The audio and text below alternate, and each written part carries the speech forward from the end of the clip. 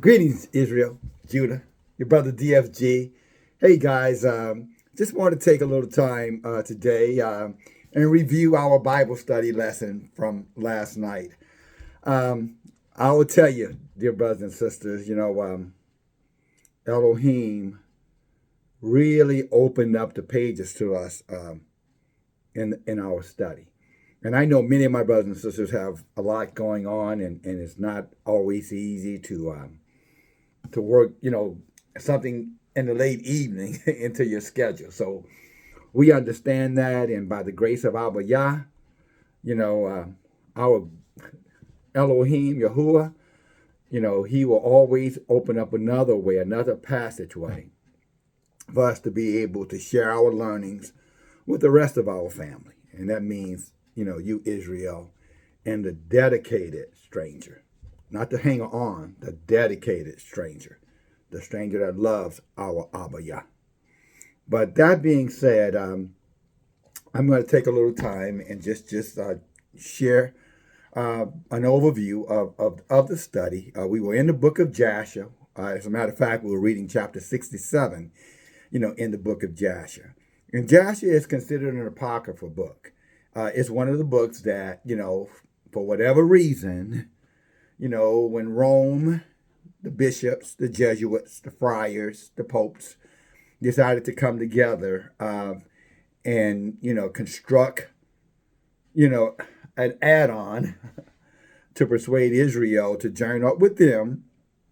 They decided to take a lot of the writings from our ancestors that were given to them by Abba Yah, Yahuwah, out, and then replace that, again, with, doctrines that combinated our truth with their mythology, with their myths. In other words, they mixed their Elohims and their Elohim's concepts. Praying to the men, praying to dead.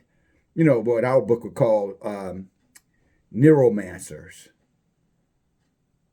But they combined the dead with the living Abba Yah, and then constructed their own living Abba Yah from the dead. Maccabees kind of told us a little bit about it. First Maccabees 3:48 say when the heathens painted a likeness unto themselves and placed it inside of our Torah. And we know who that likeness, was. The world knows him by these initials, JC. And some of the two-third Israelites who think they're in the truth are still, they're going to reference him by their Savior, Yahushua.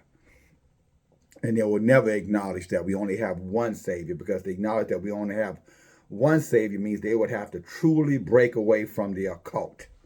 And they love the occult because they can go to the occult for black magic or white magic or yellow magic or brown magic or whatever kind of magic they're looking for. But in these last days, as knowledge has been increased, Elohim, our Abba Yah, has restored these books back to his children, to the one-third. Those of us who truly, truly have a heart to seek his face, to know him in the first stance. We don't need a mediator. Our brothers and sisters, the servants, the messengers, they are the ones who if we're going to have a mediation, we're going to have, consultation. What does say Abba Yah? He said there was nothing that he would not hide from his messengers or his servants, the prophets. And that does not, interfere with our one-to-one relationships with Yah. He puts all of these things together so that we can have a fuller knowledge of what his Torah is asking of us and what he needs from us in these last and evil days. And the most important thing that he's desiring of us is understanding his truth. And what is truth? The Tanakh. That's truth. The Hebrew Bible. That is where truth lies, including the apocryphal books. So when the heathens got together in 325 and constructed their New Testament, again, just remember, it was to move us away from a living Abba Yah to believe in one that they believe a man could actually kill. Let that marinate with them for a little bit. That being said, again, we were blessed last night, and I want to share with you guys again what our study consisted of. And once more, you're always invited. The information is on the about page. So if you go to the main page, to the channel, you'll see the call-in number with the password, and there's an email address too. So if they're having problems, issues, then use the email, and we check that email. Me and Brother Mendez, we check that every day. And so if there's something that you're sharing over there that you would like for us to know, then that is another, means of communication that is afforded, to you. Because we want to hear, if it's constructive and you really want to learn and you really want to know, then we're here, and that's for you. Those out there who are just looking to debate and create confusion, you guys got billions of channels over there will tell you everything you want to know about your Savior. So, we're not, here to debate you. We're not going to debate you. If that's what you want to believe, go ahead, go over there. I've been there, done that. Been 30 years over there. So, okay, I'm just telling you. That's a train wreck. But you'll find out. And I don't mean train wreck today. I'm talking about in the end time. That's a train wreck. But all right, that's enough of that, because I can go on my little rant and I get it, but and again, I'm not here to offend anybody, but I will defend. I'm not trying to offend anyone, but I will defend the truth. I will defend our Yahuwah. He is sovereign. There is no other Yahuwah. There is no other Savior, no other Redeemer. You can read that in so many different places. Isaiah 43 is a great place to start. You can find it over. You go over and look into the book of the Torah inside of the book of Exodus 22 and 20. It says, I'm sovereign. Go look at Exodus 20 and I think I want to say around verse 5, 6, 7. He says that he's such a protective elder that he won't share his glory with anyone. No one. There is nobody sitting on the side of him. Only person who talked about elevating their throne to his throne was Lucifer. You can find that in Isaiah 14. He's also the Abba Yah of Israel. And I know many of the heathens, they hate it. 2/3 of our people hate it. But the heathens hate it when we say he's solely our Abba. He's for us. He's ours. He's mine. He's Israel's. They can't stand it. And let me give you a little nugget right quick before we actually get into a review here. Follow me over to the book of Amos, brothers and sisters. It's always precepts too. And sisters, those of my brothers and sisters who are learning and growing, don't ever let anybody take one particular set of scripture, one chapter, and try to convince you of anything. If they can't show you precepts line upon line, here a little, there a little, then rebuke them. Just dismiss them. Do not pay them any attention. Because that's how Satan was able to, or Gadriel really is who it was, Gael was able to deceive Eve in the garden. Because he gave her one version of the word of Abba Yah. He spoke truth, but inside that truth, there was deception. And that's why we're reminded line upon line, precept upon precept, so that we are not deceived or misled because somebody quoted something out of the book. If they find it one place, he said, every word be established by 2 or 3 witnesses. That means we're supposed to study it out. Go to other places. Where are the precepts? And the precepts are not just you go from, the book of Matthew to the book of or the gospel, because they're not books, but the gospel according to Matthew, and then go over to the gospel according to Mark. That's not precepts. Precepts is that we go right in our Tanakh and we'll find it written throughout the Tanakh. The things that are most important in terms of our walk before Abba Yah, what he expects from us to assure that we have his covering over us at all times. That is extremely important. If you don't want to be deceived or misled, and you'll have a genuine heart to know our Creator, our Yahuwah, then you will do that. And if you're not certain how to do that, then that's the importance of subscribing to channels, like-minded channels like this one, so that you can continue to follow along, with your marker, with your book, and connect the dots for yourself. We'll point you in the right direction, but once you get there, you can conclude what it is that Abba Yah is saying. We're here to share the information. We're not here to convince anyone of anything. You have to convince yourself that Yahuwah's word is true and superior to any man, any Paul, any James, any Mark, any Matthew, any Luke, any John, any Pope Francis, anybody. You have to convince yourself that Abba Yah's word is superior to the words of men. Men can be deceived and men can be deceivers. But our Abba Yah is not a liar. He's not a man.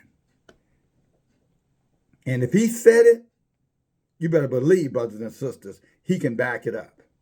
And he backs it up with precepts and action.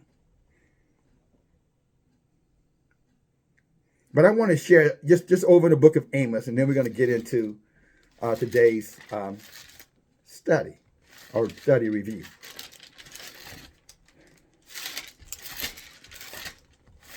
And it's not a biggie, but it's, me and Brother Mendez last night were studying together, and we ran across it, and I emphasized it and pointed it out to the brother. And, first, I don't think he saw it. Then he went back and said, oh, now I see it. I'm like, yes, sir. Yes, sir. Hallelujah. Amen.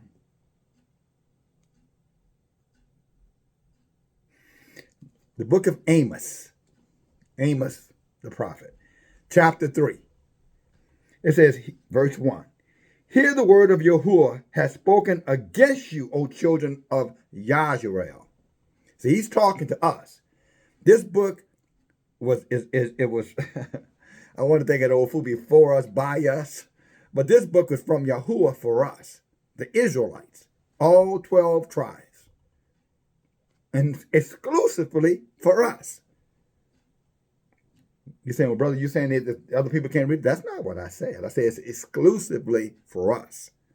If they want to read and they want to convert, then there's a window for them to do that. But the book is for us. It's our house, but if you want to come and visit and stay for a while, as long as you're behaving right, we will tolerate it. That's how it works for the stranger. If they come in and they're obedient and they submit themselves unto Yashar'el, us, and our Abba Yah, and follow the books and the scriptures to the letter, then yeah, they can stick around. Otherwise, they're nothing but thieves and robbers and crooks who try to come in through back doors and windows. I digress. Again, the book of Amos, chapter 3, verse 1. This the word Yahuwah has spoken against you, O children of Yashar'el, against the whole family which I brought out of the land of Egypt, Africa, saying, or in other words, our how do you say, what they call Africa? What they call it, the continent, or whatever they say, whatever words they use. But where we spent centuries in bondage on the continent. They very seldom want to talk about that when they start this let's go back to Africa stuff. They don't want to acknowledge that most Africans, I'm not talking about the Israelites in Africa, I'm talking about the Canaanites, the Hamites, all those Amorites and all those other ones, all those other ones that are in Africa. And they're now today, I might add, the Moabites. They did everything in their power to destroy us. And why? Because they knew who we were. That's why they opened up that little gateway down in so-called, Ghana, which really is the kingdom of Judah. You can get a map of Africa from the 1700s, and it shows right there that the slave coast and the kingdom of Judah is the same place. And that's exactly where they took Judah out, outside of Negro land, which was Nigeria and other parts, before they changed those names. And that's in the enemies who took crafty counsel around us, as David said they would do, Psalms 83, and they sold us into slavery for money, for filthy lucre. They're not our brothers. They are our adversaries as much as the Europeans, the Asians, and all those other nations. Let us clearly understand that. And they don't make any bones about it. You don't hear them inviting us back over there, except for, places like Ghana, because in truth, they know that's where we were before we went to the Americas, South and North, and the Caribbean islands, the West Indies included. They know that. They know it, at least the ones who are in the knowledge. I mean, the laymen, of course, if you're just using Christianity or your basic religion, they're not going to teach you any of this stuff. This is why we're in the apocryphal books. They're never going to reveal those things to you. Religion was constructed to keep us in the darkness, brothers and sisters. Religion was constructed to keep us in ignorance.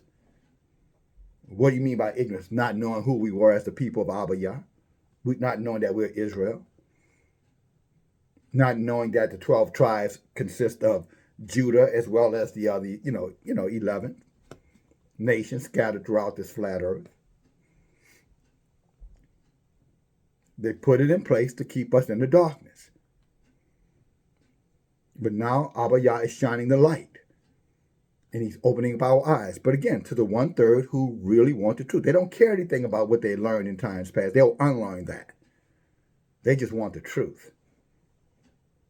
We just want the truth. We want to get reacquainted with our Father, our true Abba Yah. But listen to what it says here in verse, still in Amos chapter 3. He says, you only have I known. He said, I brought you out of Africa or Egypt. You only have I known of all the families of the earth. Let me say that again. Get your own book. Get your Tanakh out and take a look at it and see if I'm misquoting this. It reads clearly. And there's many other precepts that says the same thing, but this is just another to add on to the long list of who are chosen, who are the people. So you only, again, talking to Israel, you only have I known of all the families of the earth. Then he goes on about, the chastisement that's going to come to us because we decided to walk hand in hand with those other nations of the earth and still doing it, still practicing their holidays, still marrying up with them where you're not supposed to be. It's real interesting. I heard a lady a couple of days ago, teaching about a Hebrew Israelite marriage, and she's married to a heathen. I'm like, goodness. And you could just see the people in the comments, oh, sister, thank you, sister. That'd be like a homosexual teaching about heterosexual. So you mean to tell me you're going homosexual, you're going to teach us how to be heterosexuals? And we all saying, oh, thank you, my gay friend. Our book says it's an abomination to marry up with them. And then, of course, they'll come back and start talking about a covenant. But what they won't do, since they want to talk all this talk, how about they go over there and read, Matthew chapter 14 and see what was going on with King Herod and Herodias and John the Baptist, who was a prophet. And what was the whole dispute? What got John the Baptist's head cut off? You want to know what it is? Because he was in an unlawful covenant. Herod was in an unlawful covenant. He married his brother's wife. It was unlawful. Abba Yah does not honor any heathen covenant or any unlawful covenant. So anybody going around telling you they're waiting for Abba Yah to tell them what to do, they're either deceived or they're intentionally telling a lie. The book proves it out over and over. Deuteronomy 7 and I want to say about verse 2, verse 3. Tobit 4 and 12. Or most of Tobit bears it out. Jubilees 30 and 11 quite says clearly it's an abomination. Just like homosexuality is an abomination. Clearly states it. And they choose to ignore that and they think they're getting in. No, you're not going to get in. And for all of those who are trying to blame it on a covenant, the decision that you made, well, just like John told Herod, this marriage is unlawful. You need to get out of it. You need to divorce her. Instead of doing that, he plotted to kill the man, kill the messenger.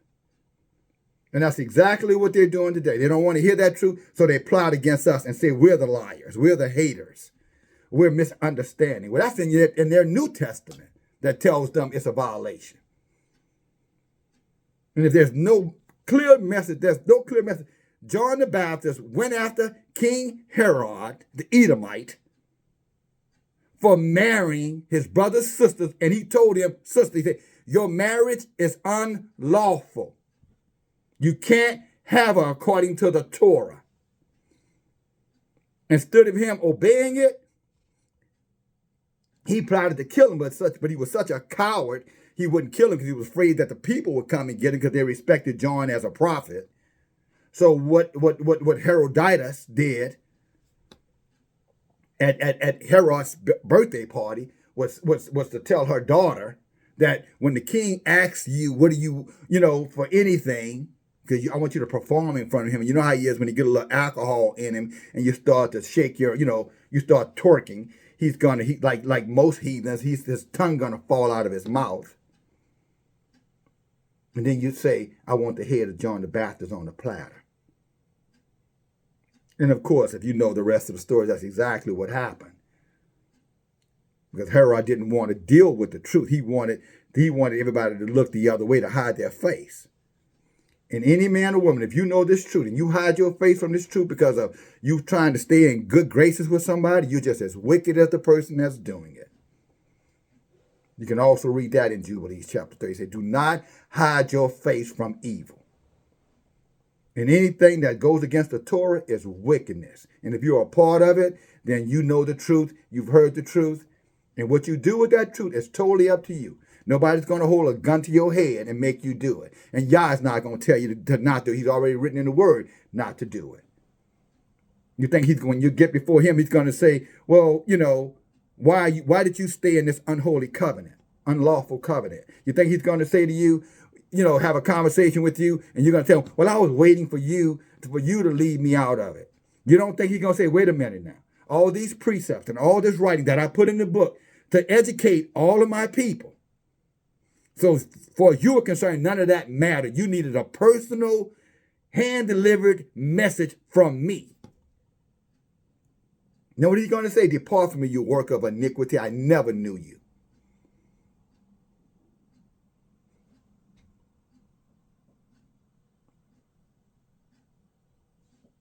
You can kill the messenger, but you can't kill the message. Like what we say, hate us, go ahead. Not going to change a single thing. You're still going to have to answer for your abominable behavior. And that's just one example is what I'm saying to you, my brothers and sisters. I'm not stopping right there. Trust me on this. You have many out here in violation of the Torah and trying to find little loopholes to justify their behaviors. And yeah, you might be satisfied, with your answer that you gave to yourself. But you're not going to change the word of Yah. That word is established forever. And if you're violating, you're going to deal with it. So I guess have your fun right now, because when judgment comes, you're going to be right down there in torment with all the rest of those who practice abominations. Because it's an abomination, and there's nothing you can do but to change it. Again, they got many Herods out here. Well, let's just shut him down. Let's unsubscribe. Let's, whatever. Let's say he's preaching hate. Oh, let's just say, well, we're just honoring this covenant because, we got to honor the covenant. For that Maya flute, because there ain't no trumpet going on over there. That flute that Pied Piper's flute that she's blowing, and for all of those out there who are following that silliness, you're going to coach people on Hebrew marriage and you married to a heathen. That in itself tell you that you shouldn't be over there. But again, don't we all have choices? I know I do. And my choice is to obey the book. And if I'm in wickedness, I have no business telling someone else anything about wickedness. You need to shut up, get on your knees, get on my face, and repent. And repent means cut it out, stop, come out, end it. Clearly end it. There is no covenant. I'm going to say it again to my brothers and sisters. There is no covenant that is made with obligations to man that supersedes the Torah. If you are Israel, you will honor his covenant. If you're a heathen, then you got your covenants. Heathens, they can honor their covenant. But if you're an Israelite, the only covenant that Abba Yah expects you to honor is the Torah. Nothing else. If you're doing something else, you're doing your own thing. And this is the last thing I'm going to say about that. Then we're going to get back to the study. This whole thing about when he told us why he did not warn us in Deuteronomy chapter 7, verse 3 in the Torah. He said, I don't want you doing this. Let me go to that right quick.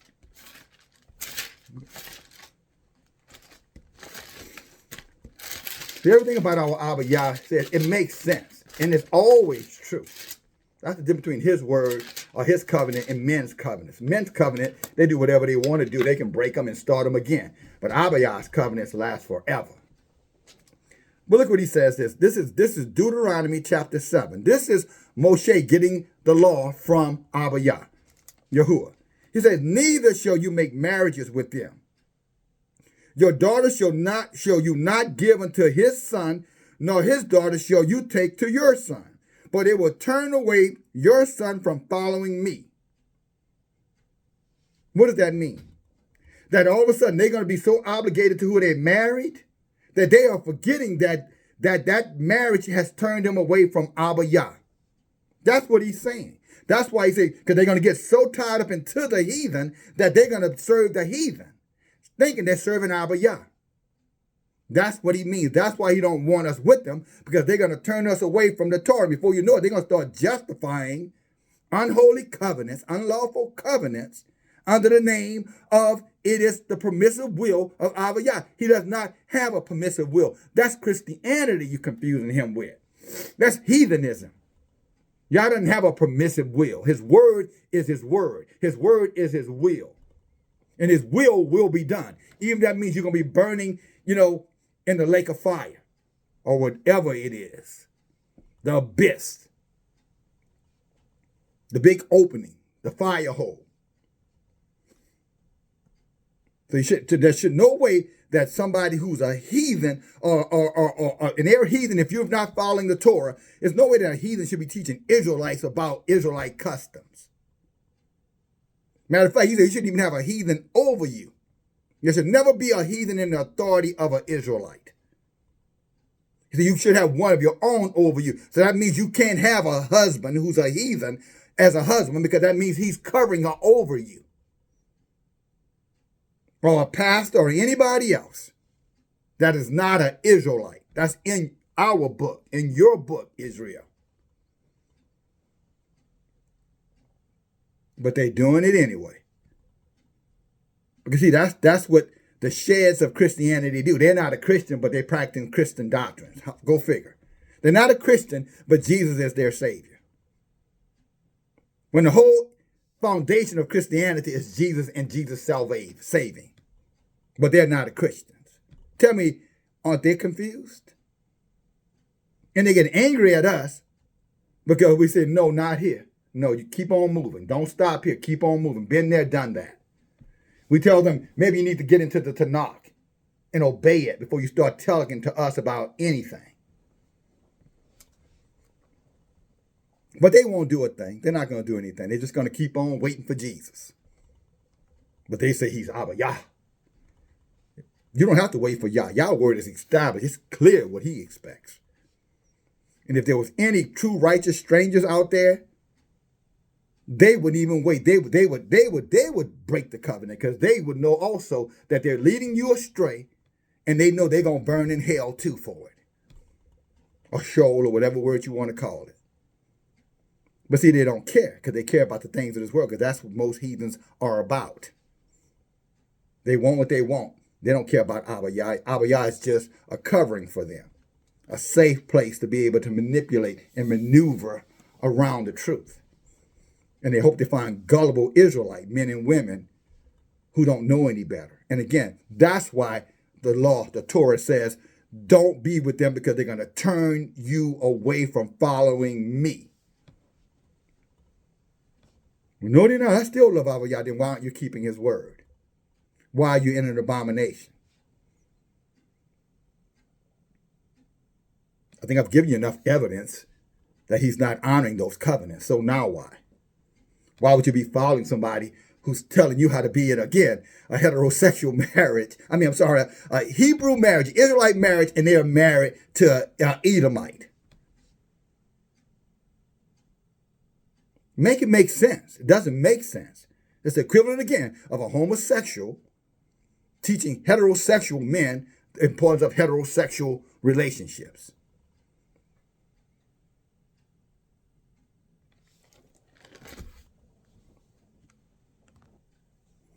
Brothers and sisters, there are some things that Yah, we can repent of to Yah.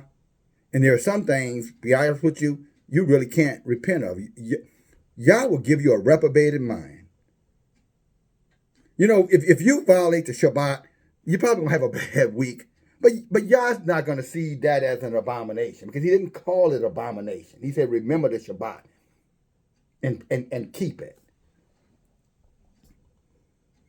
He's in covetousness. He said, don't covet your neighbor's wife or your neighbor's ox or your neighbor, home or whatever. That's property. If you do, it's not an abomination. He said it's unfair, and if you go over there and do that, then I'm going to judge you for that. I'm going to treat you the way you're treating them. Do unto your brothers or your neighbor as you have them do unto you. So if you don't want your neighbor taking your property, you might want to leave your neighbor's property alone. But see, he don't call that an abomination. Or there's a consequence, there's judgment to it. Eye for an eye, tooth for a tooth, hand for a hand, foot for a foot, life for a life. But he don't call it abomination. In other words, it's not going to destroy you in hell for eternity. But when you see the word abomination, that's where you should stop, drop, and fix. When you see that word abomination, that should be, okay, go no further. Turn back.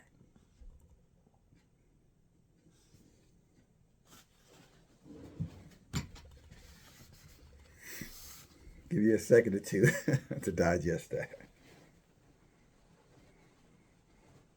Again, and this, I wouldn't advise anybody to go over to that channel, but they go by the name of Maya trumpet, but it's Maya flute. You let me tell it, because you're just blowing that little flute with a little soft, smooth little, voice with a little tears here and there, and leading our people straight to the abyss of fire. And what's her excuse for being with the heathen? I'm going to wait for Abba Yah to tell me. But you're going to tell us that we need to be with our own kind. Get out of here with that silliness. You need to repent. And anyone else who's thinking like that. You don't teach our people to be in abominations and tell them Yah, they can just go to Yah and Yah fix it, when he's given us all kind of examples not to do it. All through the book not to do it. Even in the so-called Gospels.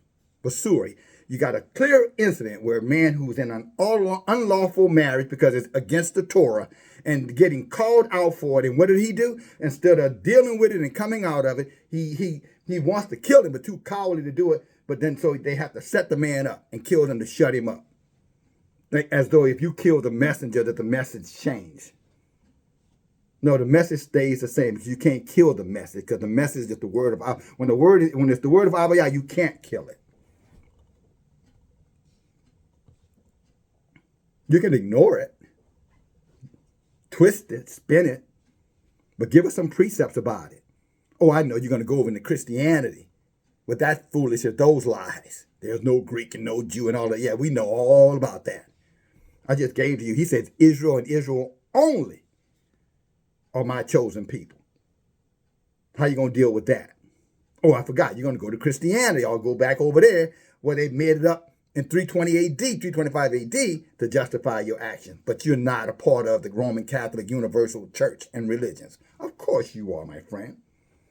If that's where you're going to get your justification, then again, Deuteronomy 7:3 is talking about them. If it so happens to be you, it's talking about you. It's amazing that when you hear the truth, you would think if you really love Abba Yah, you would just repent of it and come out. That's what all of us had to do.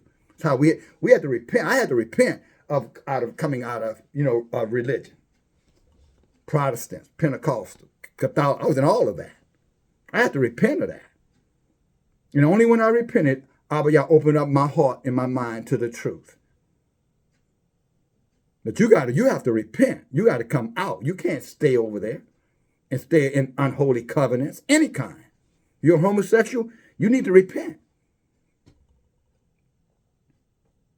And repent means you don't stay in that kind of lifestyle. You come out of the lifestyle because it says that's an abomination too. Yeah, it says it. Leviticus 20:13 called it clearly. It's an abomination. You're wearing things that pertain to a man. I know this is where it gets real, sisters get real salty.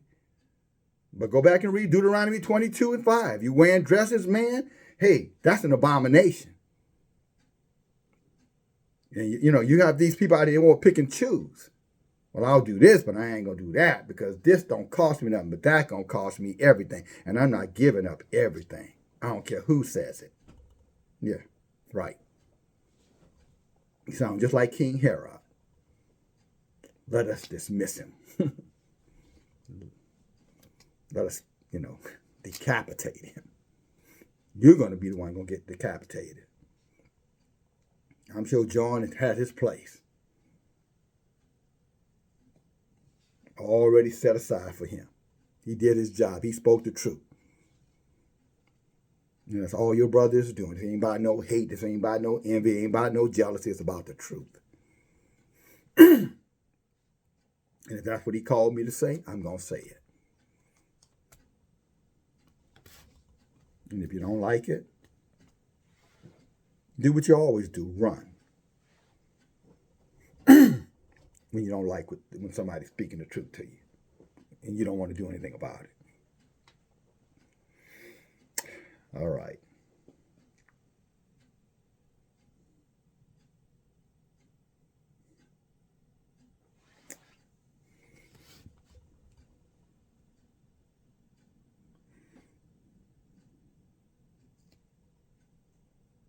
Okay. Let's go back in and review the Bible study from last night. The book of Jasher, chapter 67. And there was a man in the land of Mizraim of the seed of Levi, whose name was Amram, the son of Kohat, the son of Levi, the son of Israel. This man went and took a woman, namely Jochebed, the daughter of Levi, his father's sister. And she was 126 years old, and he came unto her. In other words, he married her. And the woman conceived and bore a daughter at 126 years old. Tell me the daughters of Zion are not blessed when they're healthy. Wow. 126 years old. And the woman conceived and bore a daughter. And she called her name Miriam, because in those days Egypt had embittered the lives of the children of Israel.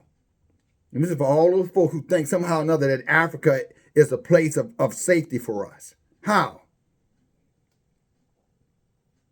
How is it any more safe over there than it is right here if you're in North or South America? Your enemies are everywhere. Our enemies are everywhere.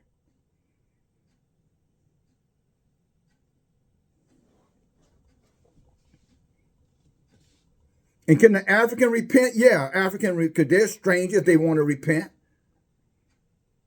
If they're Canaanite or Hamite, if they repent and cleave unto Israel, recognize us as the people of Abba Yah, humble themselves, obey the Torah, study the Tanakh, and walk in one with Israel, then he will allow them in too. There'll be servants, housemaids, man servants, but they won't be destroyed. So this is not anti-African. This is pro-truth. This message, this channel, your brother who hosts the channel.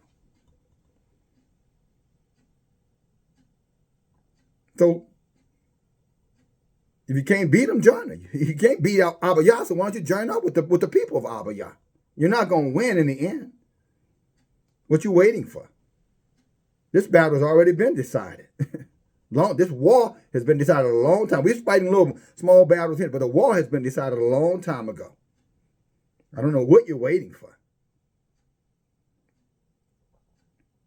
Because Jesus ain't going to save you. He only going to deceive you.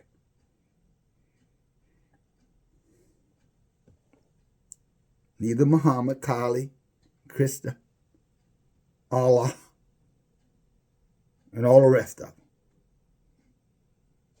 Mortal beings are made-up entities, idolatrous gods that heathens trust and believe in, including the one on the cross.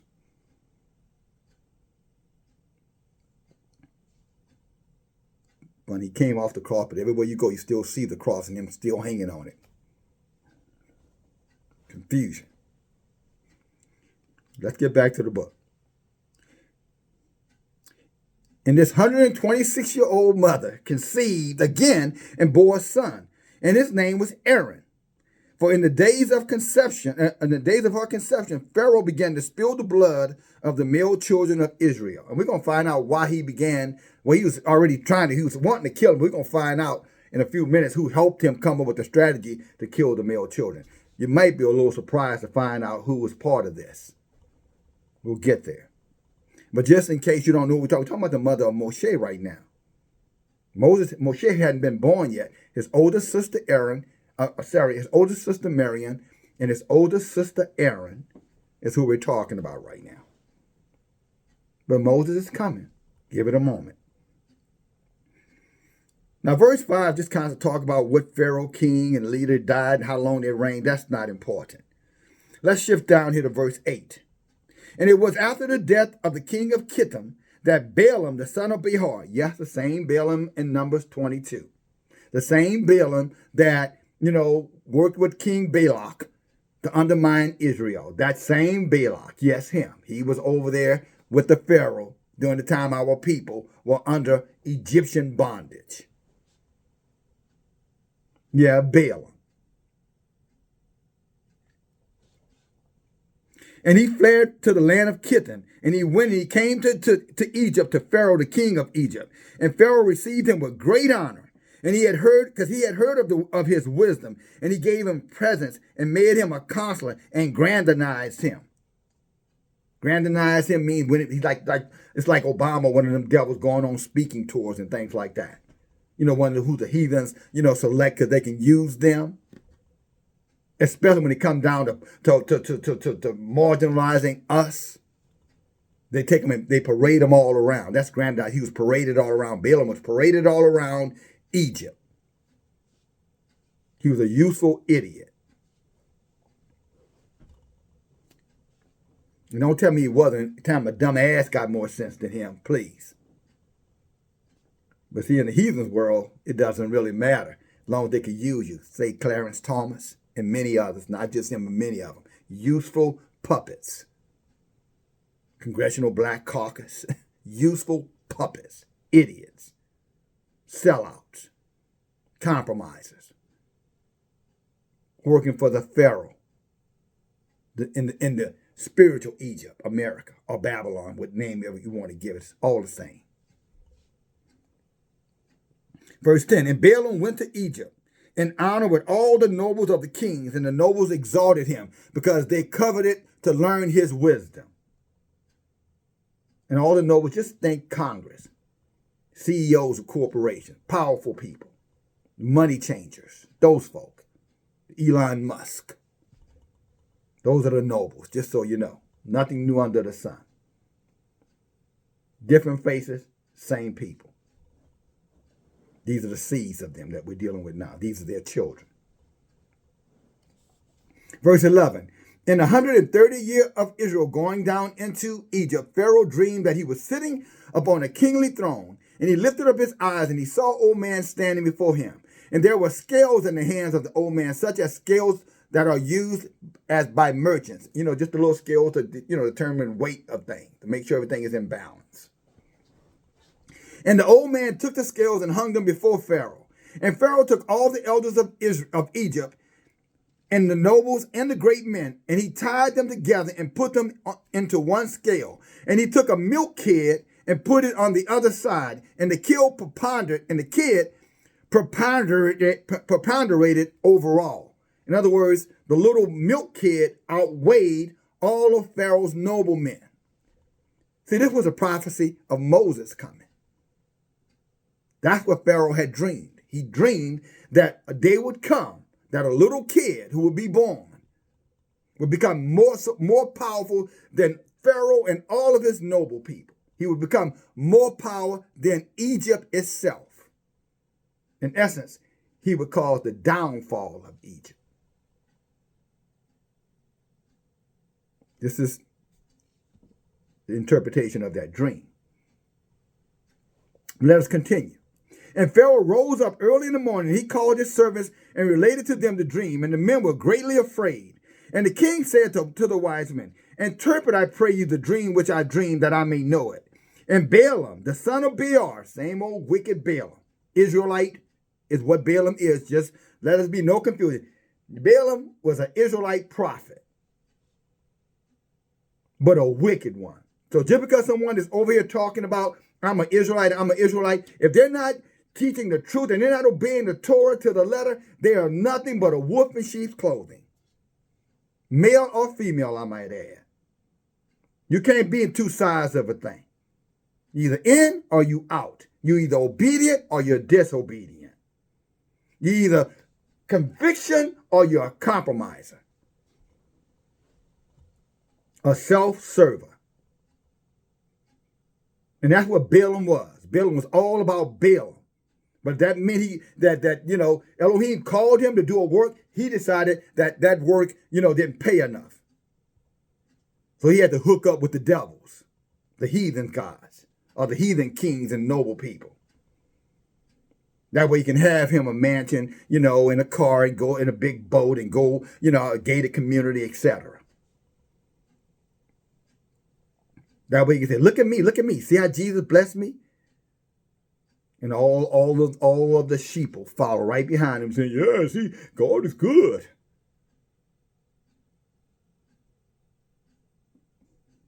Again, what did it profit a man to gain the whole world and lose his own soul? And Balaam lost his soul.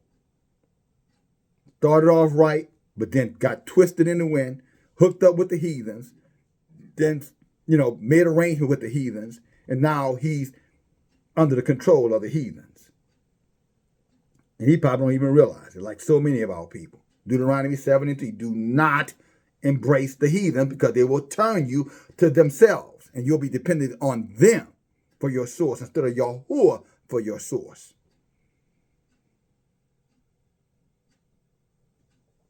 And that's a warning to all of us. All of us.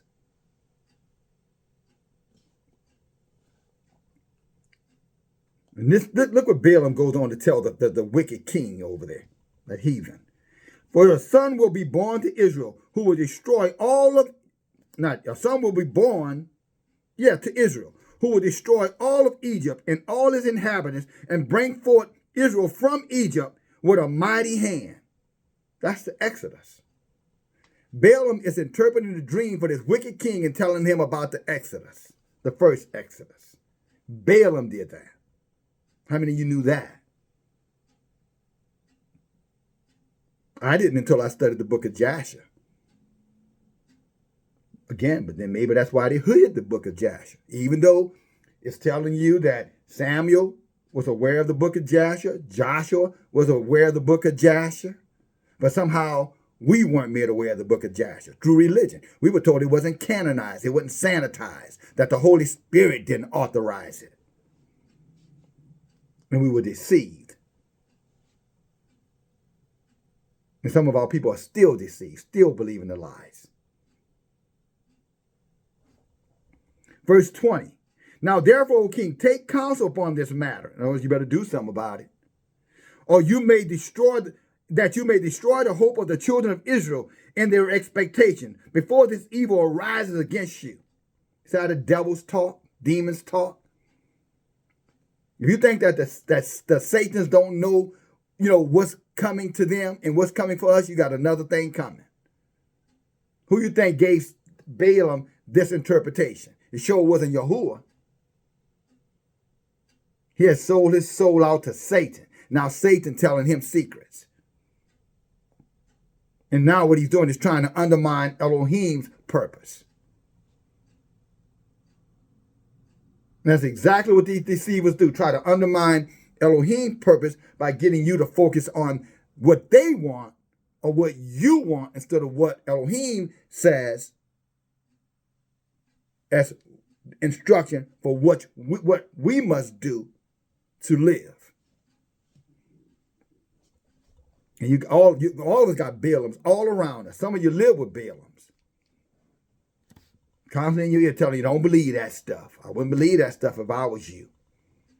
Stuff going to make you crazy. And yet they're living like hell and talking about what's going to make you crazy.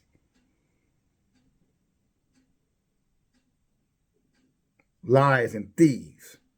Tricksters, pranksters, connivers, cunning, idolaters, telling us about somehow or another, we get closer to Abba, we're going to lose our mind. They already lost theirs, if they ever had it.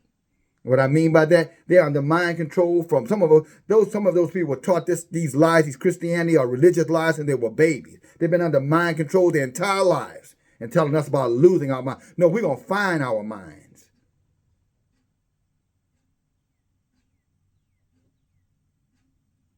They've been lost theirs in their innocency. And now somehow or another, they're the experts. Repeating dogma of devils, doctrines of devils, teaching doctrines of devils. Lying to the people. Telling the people to question Abba Yah's word. Or even worse, it's done away with. It's old now. That's the past. Yet Abba Yah say, I never change. I'm the beginning and the end. I'm eternal. I'm infinitive. Infinity. I have no end. I have no beginning. But how do they justify us to be in rebellion? Tell us, that was old. That was done away with. You need Jesus now. Or Buddha or Muhammad or whoever the most recent devil is. Plural.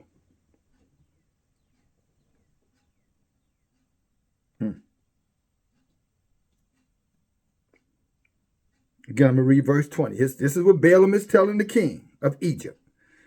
Now, therefore, O king, take counsel upon this matter, that you may destroy the hope of the children of Israel. Again, this is what your pastors, your preachers, every time they denounce that we're the people of Israel. Every time they denounce that, that's what they're doing. Destroy their hope. Destroy their hope. They're not the people. They're not the people. Liars. Wolves again in sheep's clothing. Preaching for money's sake. Teaching for money. And the king said unto Balaam, what shall we do unto Israel? Surely after a certain matter did we first counsel against them and could not prevail over them. Now therefore give you also the advice against them, which we may prevail over them. So now the king is saying, come on, bro, you help us out. Tell them, you know your people. You know your people better than us. What you think? Isn't that what they always do, brothers and sisters? When they're trying to find a way to take us down or to manipulate us or convince us to partake in one of their agendas, voting included, what do? They send a black face. Come on now, y'all. You know, a lot of people died for this vote, y'all. You know, a lot of people get in lines up for this vote, y'all. Y'all, come on now. You know y'all need to be voting. Yet our book say, be not partake in the things of this world. Come out from among them. Be you separate. But then they come and tell you, oh no, vote for your king. Vote for Pharaoh. Vote for this Pharaoh, not that Pharaoh. Vote for the Pharaoh in blue, not the Pharaoh in red. Vote for the conservative Pharaoh. Oh no, I'm sorry. Vote for the independent Pharaoh. Oh no, nah. Vote for the democratic pharaohs because they're the ones who really have our best interests in mind.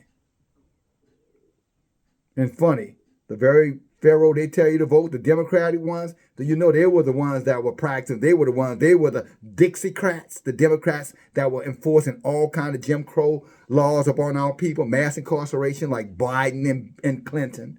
That's who came up with the 3 strike laws, in case you didn't know that. You know, the prison, the school to prison pipeline, that's your Democrats who constructed that. Just so you know. If you think Lincoln was your great emancipator, then I'm going to say something to you about this. He was a Republican, not a Democrat. Most of your extreme, hardcore racists were Democrats. And how funny they use, so-called Negro faces, black faces, to convince Israel to support them. And our people follow because they don't know the history of these people. That's why you end up with an empty basket every time. They promise you, we're going to fill your basket. We're going to fill your basket. And soon as they get in office, you better get that basket out of here. We don't have enough money for no reparation. We don't have no money for that. Y'all better get out of here with that. Get on away from us with that. We'll come back and talk to you in 4 years and tell you to repeat this lie. We'll lie to you again and y'all come back. Because we're going to use them Balims among you all. The ones who know y'all. The ones who, can use those smooth words to y'all. Pretty faces. Put little shiny things in front of y'all. Them. Nothing new under the sun is what your brother is saying, brothers and sisters. Now, verse 22. Now, therefore, give you also advice against them, which we may prevail over them. And Balaam answered the king, saying, send now and call your 2 counselors, and we will see what their advice is upon this matter, and afterward your servant will tell you or speak. Again, if all else fails when they're trying to convince our people, what do? They show up at the church. Yep, they show up at the church, don't they? Invite him over to the church. Invite the congressman to church Sunday. Invite the presidential candidate to church. Where was Biden last week? If you're here in America, down at the Edmund Peters Bridge, where the so-called Bloody Sunday happened, babbling like an idiot.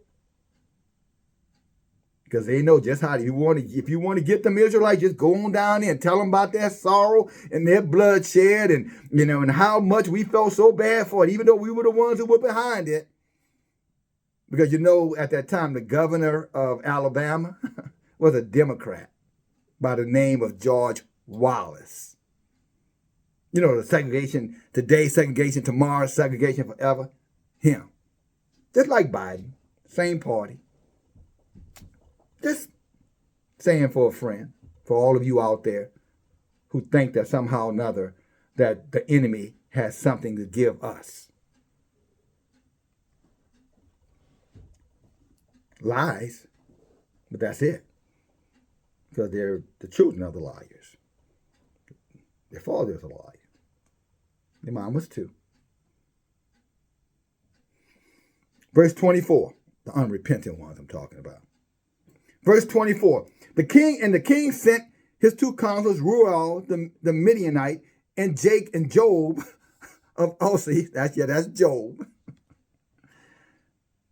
Hidden right from us in the book of Jasher that they're telling us we shouldn't be reading. Wow. And the king said unto them, behold, you have both heard the dream which I have dreamed, and the interpretation thereof. Now therefore, give counsel to know and see what is to be done to the children of Israel.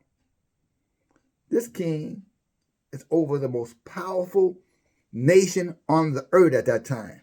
And who is he concerned about? Us. See, right now, we tell everybody all these people are conspiring, all this targeting, all these agendas that they're pushing. artificial intelligence included, is all targeted at us. Oh man, what are you talking about? No, yes, it is. When they get those robotic dogs out there, I can assure you those dogs are going to be looking for Israelites to attack. They're robot soldiers and all the rest of them. We have always been their target. Nothing new under the sun. But when we try to reason with our people and say that, oh, brother, you just fear, no, brother, you're inflating this stuff and you're exaggerating, brother. And you're just confused. You're a conspiracy theorist. I'm telling you they're conspiring against us and you're saying, what?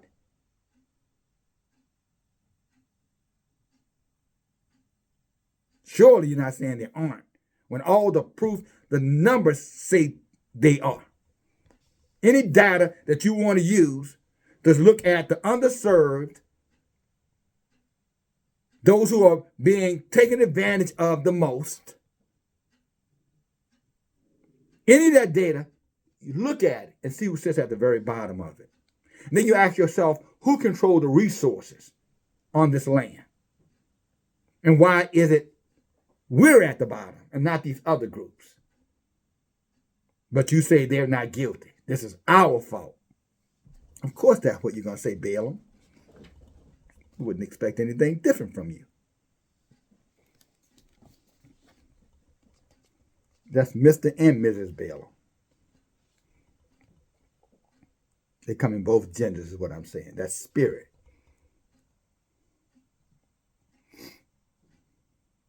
Of self-hatred. Self-compromise. All about money, power, and influence, but never about the truth. Unless the truth serves them solely. Verse 24, verse 25. And the king said unto them, behold, you both heard the dream that I have dreamed, and the interpretation thereof. Now give counsel to know and see what is to be done to the children of Israel, whereby we may prevail over them before their evil shall spring up against us. And Ruel the Midianite answered the king and said, my king, may the king live. May the king live forever. If it seem a good thing to the king, let him desist from the Hebrews and leave them. And let him not stretch forth his hand against them. See, this one's saying, look, you don't really have to be messing with these people. Maybe you just should leave them alone because at the end of the day, Abba Yah is going to fight for them if they're standing in the truth. If they're being obedient to the Abba Yah, if they're being true to the Torah, then we're going to have to fight not only them, but we're going to have to fight, Yahuwah. And we're going to lose that battle.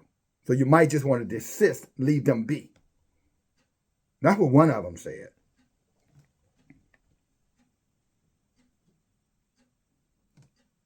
Again. Verse 27. If it seem good to the king, let him desist from the Hebrews and leave them. And let him not stretch forth his hands against them. Leave him alone. Don't touch him. Touch not Yah's anointed. Do his prophets no harm. Let's see if he honors that. For these are they whom Yahuwah chose in the old days. Again, chose us again. In the old days. And took as the lot of his inheritance from amongst all the nations of the earth, and all the kings and the kings of the earth. Who is there that stretched his hand against them with impunity, of whom their Elohim was not avenged? In other words, he said, who put their hands on them, and then their Elohim did not come and put his hands on those who put their hands on them? See, that's us, my brothers and sisters. That's what we have backing us if we are in obedience. We don't need nothing that this wicked, evil earth has for our survival, for our existence. If we're turned to Abba Yah, he will protect us. He will keep us. He will guide us. And he will deal with them. In other words, he will destroy them. He's already starting to do it. Look around. See what's happening to them. All of them, too. Not just talking about the Europeans, the Asians, all of them are catching hell.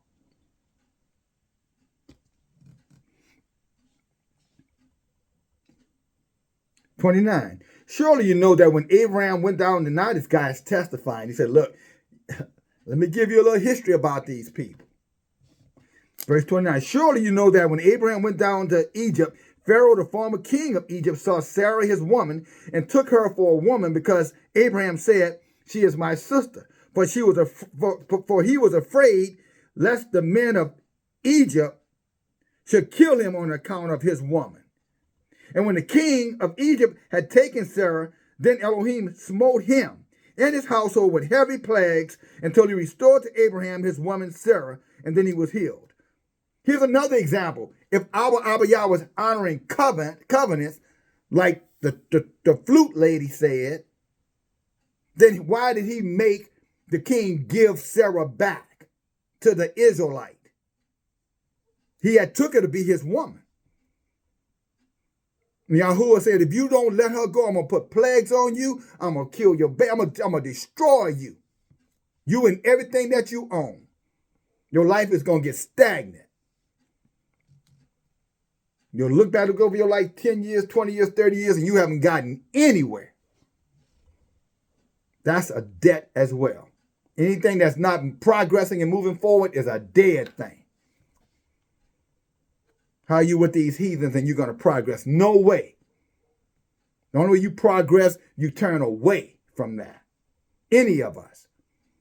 But the little fluters blowing their little Pied Piper's flute, and there the people go, "Ooh, that sounds so good. It's got to be right, because after all, I want to continue this way anyway, because I'm comfortable now, and I don't want to be interrupted. I don't want to have to go out and work for a living and earn my own keep. No way. You do it for me."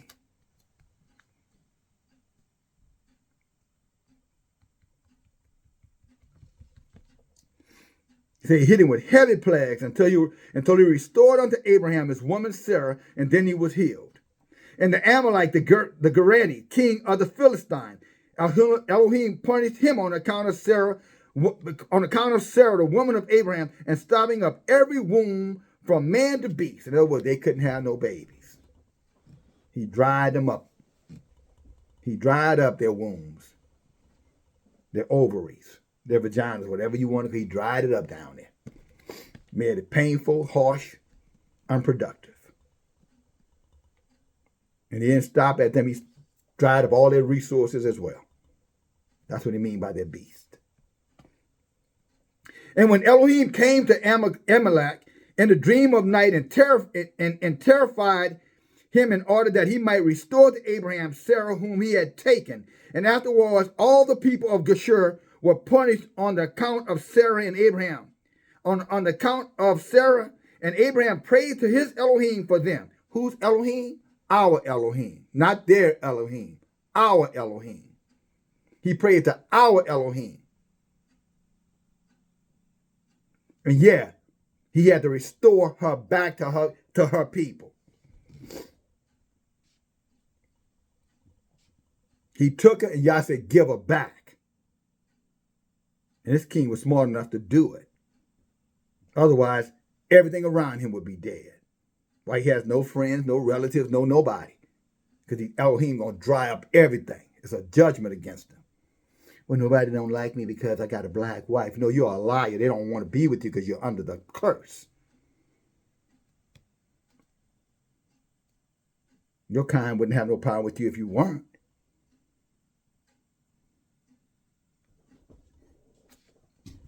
Go ask them the individual stories. If you don't believe me, go talk to most of them. That's a story. They got an Israelite woman, and the woman can't even go to their families. Why? Because their family won't have nothing to do with her. Why? Because he's cursed, as far as they're concerned. As far as Abba Yah is concerned too, let me make no mistake about it. If he say restore, it means give back. Turn away. Let go. Break free. Give us free. Like my brother Sinke said in Amistad. Get us free. If this king wouldn't have let that woman go back, he would have destroyed him. He was already destroying them. But nothing left of him. But Abraham entreated on behalf of him, and then Abba Yah healed him. So that's the righteousness of the men of Yah. They won't hide their face, and if you do what's right, they will come to you as a brother. If you do what's right. But if you don't, they're not. They're just going to turn their head and look the other way. And Amalek feared all this evil that came upon his people. And he returned to Abraham, his woman Sarah, and gave him and with her many gifts. And he did also to Isaac, when he had driven him from Gerar. And Elohim had done wonderful things to him, and all the water courses of Gerar were dried up, and their productive trees did not bring fruit. You see what I'm saying? These people are not going to move forward having, the treasure of Abba Yah, the jewels of Abba Yah in their possession. They think they're getting something. They think they're moving forward. They go, look what I got. I know y'all wish y'all had what I got. You don't have her. You just think you do. That's Yah's property.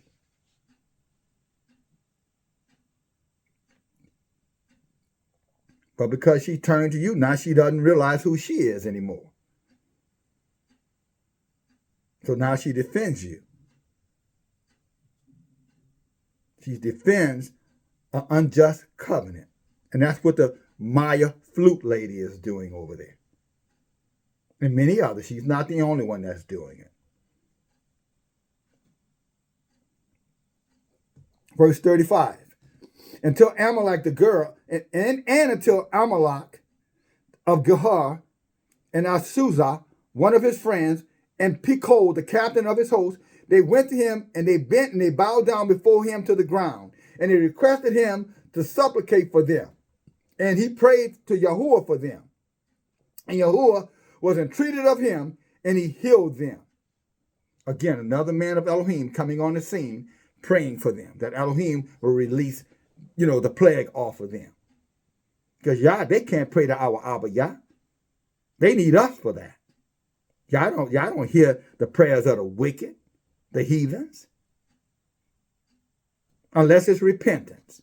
In other words, turning away. And they still have to come to us, the people who they are offended.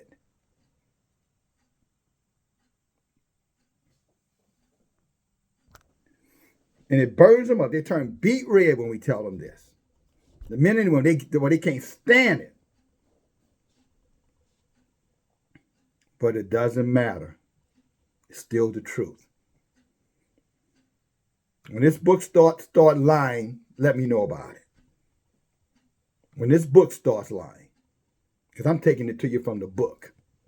So don't waste your time calling me a liar, because you're wasting time. I'm giving it to you from the scriptures. And I'm talking about people the so-called canonized book talk about. But unlike the so-called canonized book, these books gives us, the Apocryphal book gives us all the nasty details that they don't want you to know. That way they have a little escape clause where they can sneak out the back door.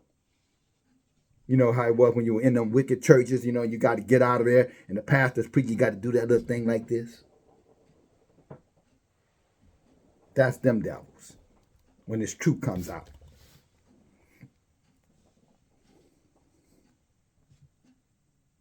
Verse 37. And Jacob also, the plain man, was delivered through his integrity from the hand of his brother Esau. And he heard this, it said Jacob's integrity. He was not a deceiver, the lie that they told in Genesis about the man. The man was a righteous man. The man was full of integrity. No gall found in his mouth. He was a plain, simple man, but a decent man who obeyed the Torah to the point where Elohim sent armies of angels to protect and defend from him. And even though they tried to destroy him, his father-in-law lied and manipulated and cheated him, he still prospered. Because Abba Yah was with him for his integrity. Brothers out there who are struggling, whatever you're struggling with, just stand with Yah. He's got your back. Young and old, doesn't matter. One of the good things about our study, we've got young people on the study, 20-something-year-olds, 30-something, 40, 50, 60. Same thing with our sisters of Zion, 21 years old, 30, 40, 50, 60, 70. Because they want the truth too. They're tired of being lied to by religion. And God's waking them up because their hearts were right. Only reason why the other ones can't hear this, because their hearts are evil. What I mean by evil, I'm not saying they're vicious, wicked people. It's that they're in rebellion. They're doing it their way, or their God's way, and not Yahweh's way, Yahuwah's way, our Elohim, our Yah's way. Hope that's clear enough. But Jacob was a plain man, but he was delivered in his integrity from the hand of his brother Esau and the hand of Laban, his mother's brother, who had sought his life, and likewise from the hand of all the kings of Canaan, that who had come together against him and his children to destroy them. And it's talking here, when if you go into the book of Jasher, you start reading about 32, you're going to find out, chapter 32, start about verse 27 to 40, and you're going to see when Israel or Jacob left Laban's camp and all of his debauchery, that Laban went around his back and went to Esau, his brother, to try to have Esau attack them on the road with men, women, and children to slaughter them. But you know what happened instead? Abiyah sent columns of angels with modern weapons in front of Jacob. And Esau, the wicked coward that he was, he would attack an innocent man. But see, when he saw those angels, he thought 2, 3 times about that. And he went from, I'm going to take him out of here, I'm going to end his life, to whatever you need, brother, I'm with you, I love you. Just like the heathens do. Yeah, he was his brother, but he was a heathen. Job was an Israelite, he was a heathen for a moment. And Balaam damn sure was a heathen. But they were Israelites.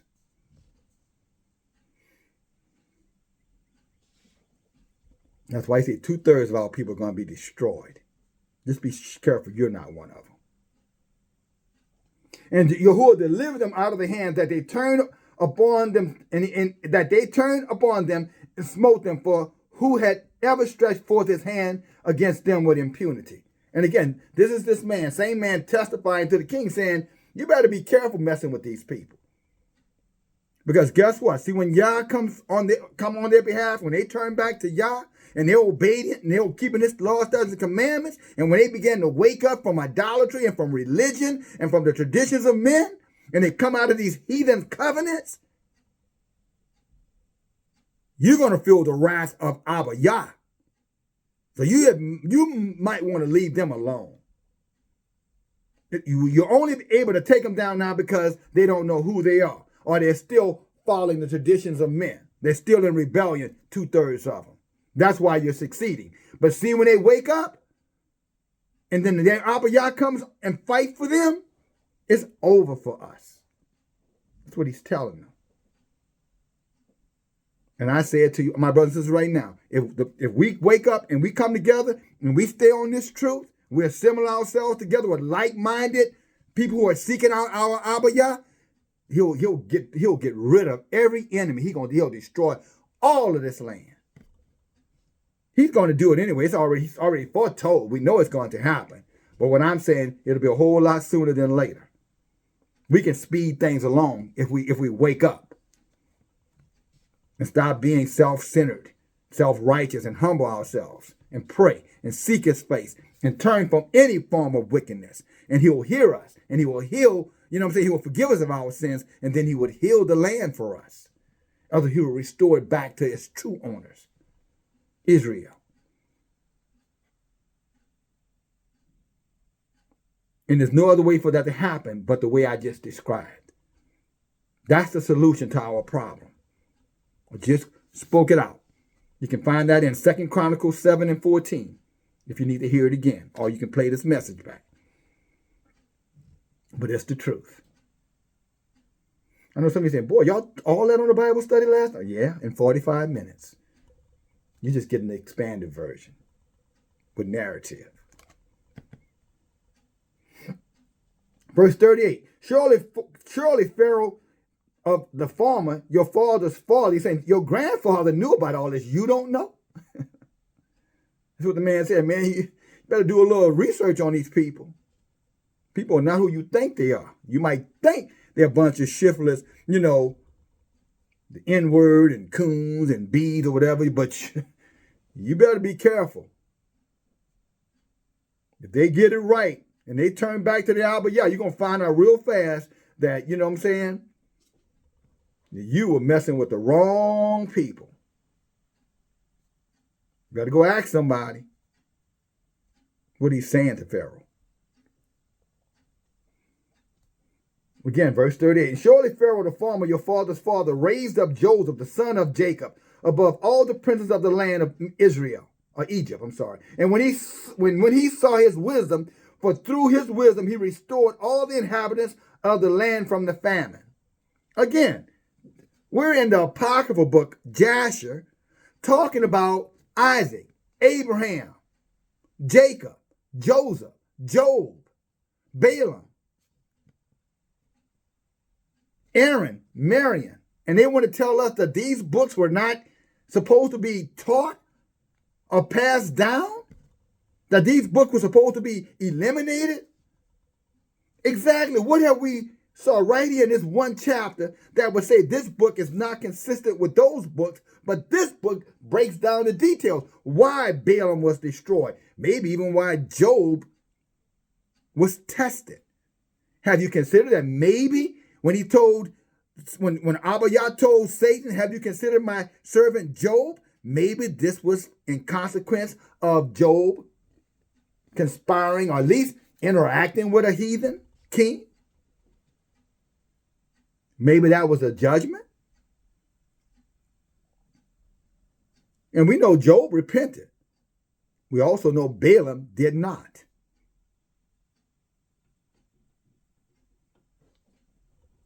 But now we're learning some details, possibly, why these things happened.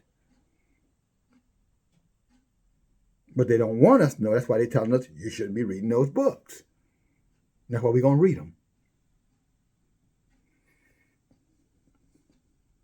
39. And after which he ordered Jacob and his children to come down to Egypt, in order that through their virtue, the land of Egypt and the land of Goshen might be delivered from the famine. See, wherever we are, the land gets blessed. That was the promise he said to Abraham. Wherever your seed are, everywhere, all the world will be blessed. He wasn't talking about inviting them in or they're becoming Abba Yah's people. No, he was saying, when you possess Israel, you have it's like having a goose that laid the golden egg, is what it's saying. Whatever they set their hands to do, they will bless everybody around them when they do it. And they're very unselfish people. They're very forgiving people. But there is one fault that they have. They love the ways of the heathens. And for that, Abba Yah will not forgive. Except they repent and turn back and come out. Return back to him.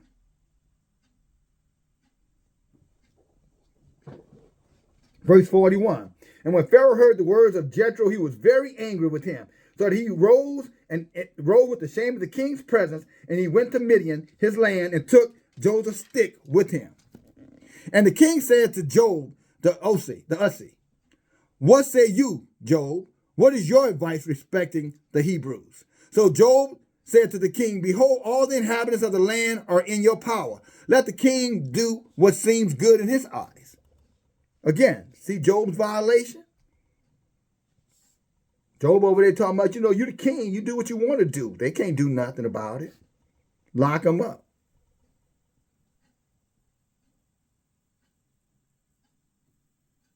That sounds familiar. Verse 44, and the king said to Balaam, what do you say, Balaam? Speak your word that we may hear. And Balaam said to the king, of all that the king has counseled against the Hebrews, will they be delivered? And the king will not be able to prevail over them with any counsel. For if you think to listen them by the flaming of fire, you cannot prevail over them. For surely Elohim delivered Abraham, their father, from Ur of the Chaldeans. Talking about when Abraham was thrown in the fire with his brother. harem. Many of our people didn't even know that. And if you think you can destroy them with a sword, surely Isaac, their father, was delivered from it, and a ram was placed in his stead. Talking about when Abba Yah had told Abraham to sacrifice Isaac. And then the angels presented a ram when Isaac was on the altar, and he was saved by Abba Yah. His life being taken, the ram was taken. And this is Balaam. See, Balaam knew. And he's telling him, look, that didn't work. That, because he delivered Isaac. He delivered Isaac's father. Let's see if he delivered anybody else. Let's go on. Verse 47. And if with hard and rigorous labor you think to lessen them, then you will not prevail even in this. For their father Jacob served Laban in all manner of hard work, and he prospered. He said this man worked for 20 years. And he left out there not only with 4 wives, but he also ended up with maid service and man service and extreme wealth. He ended up wealthier than his oppressor.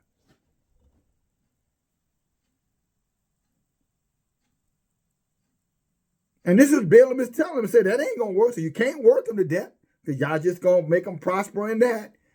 You can't kill him because he's going to prosper in that. You can't burn him because he's going to deliver him through that.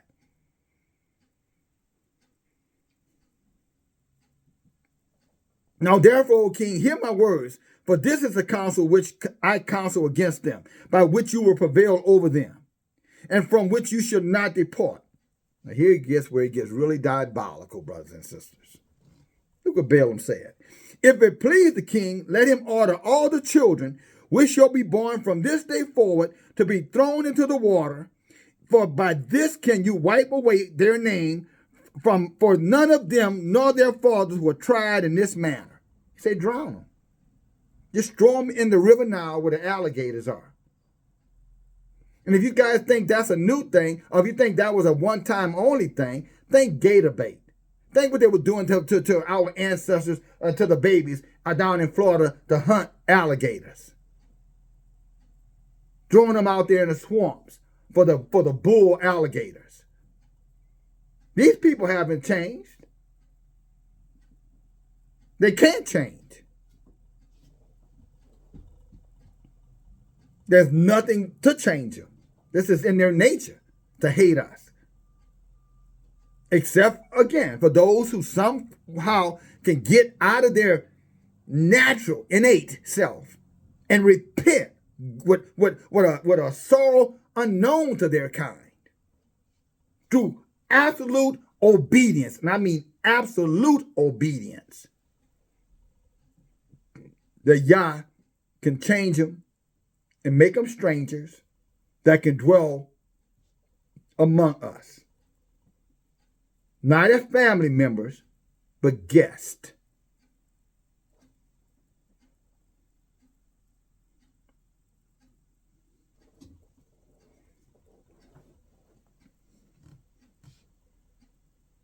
Not in rulership, but servitude.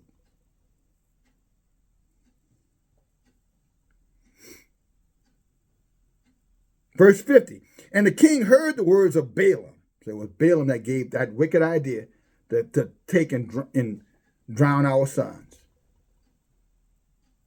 Y'all all know the story about that when Moses was put in, they told they would put in this little float and he floated. And I'm not, be careful with that one.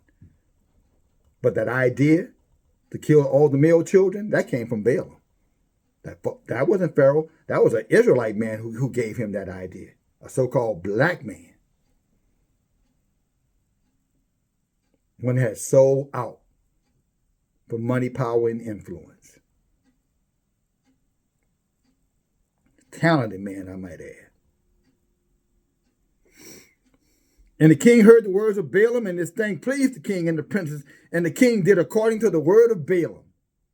And the king ordered a proclamation to be issued and a law to be made throughout the land of Egypt, saying, every male child born to the Hebrews from this day forward shall be thrown into the water. And Pharaoh called unto all of his servants, saying, Go now and seek throughout the land of Goshen, where the children of Israel are, and see that every son born to the Hebrews shall be cast into the river, but every daughter but you shall let the daughters live. Kind of sound like we're doing right now with feminism and teaching our women that they don't need their men. That their men are not worthy of them, unless their men can give them every dream they could ever want. That somehow the heathen men are better, because the heathen men have access to the resources. Yeah, but they don't discuss how they get that access. And by whose blood they spilled and still spill to keep it.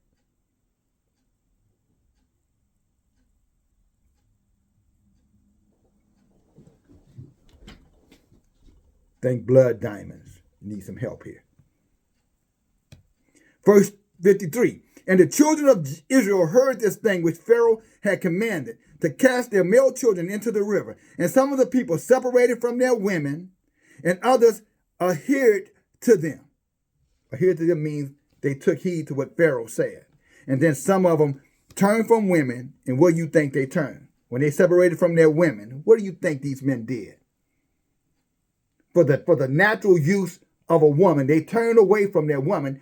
So if they turned away from their women, who are there for their natural use for procreation, but if you want to cut off a people, you want to, genocide a people, destroy a people, then what do? You preach what? The homosexual lifestyle. And this is what you're looking at here. When they turn from their women, you think that their sexual desires stopped? No, men went to men. That's what they were doing in Egypt. Go back and read Leviticus chapter 18 and you'll see when he was telling our people, don't do the ways of the heathen. Or is it Deuteronomy 18? But it's there. He said, this is what they did in Egypt. Talking about men with men. And he was telling our people, don't ever do that again. It's wicked. It's an abomination. That's what the book says. Don't get mad at your brother. That's what the book says. Can we develop right over there right fast? Let's go over there. Let's see here.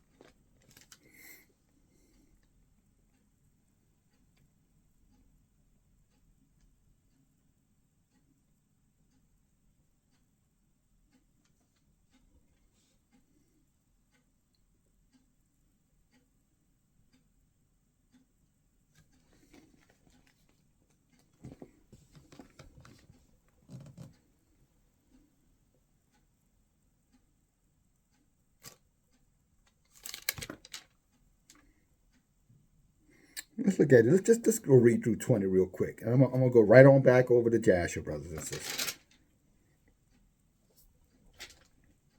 I know it's 18. Praise Abba Yah. Hallelujah.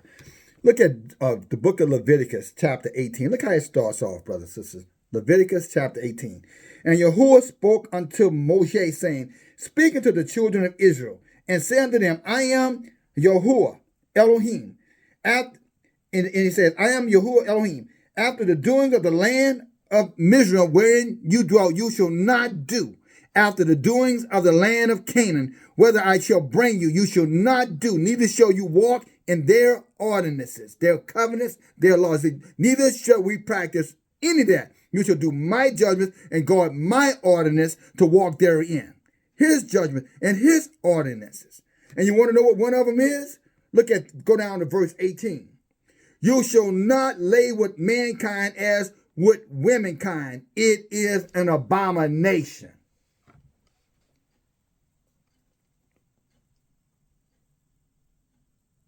That's what they were doing in Egypt. When the men turned away from the natural use of a woman, that's what they turned to each other. Because remember, it was all about not having children. It wasn't about their sexual desires not being filled. They just turned to a filthy way of doing it, unclean way to do it.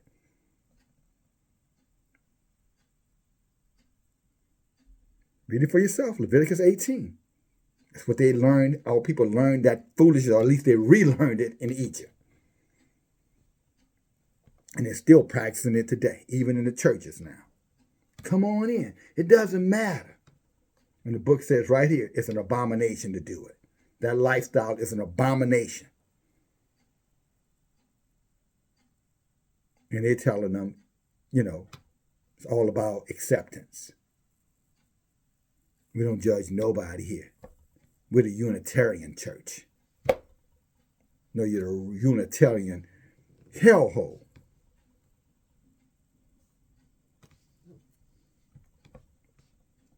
Why I say, come out of that stuff, brothers and sisters.